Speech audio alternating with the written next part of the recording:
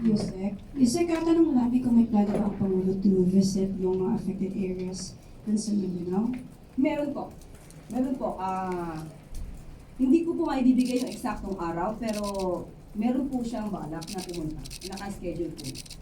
Ano po daw, Yusek, yung mga people na wala pang mga matitirahan? Inaasikaso po ito ngayon. Nakita po natin kanina po sa meeting.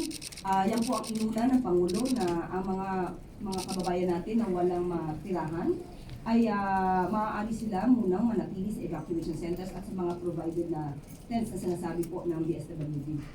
So, hindi po ito papabayaan at nagulat din po ang DSWD na kahit po yung mga malalayong lugar at yung mga lugar na hindi po naaabot ng mga sasakyan natin sa ngayon dahil nasarahan po at nagkaroon ng landslide.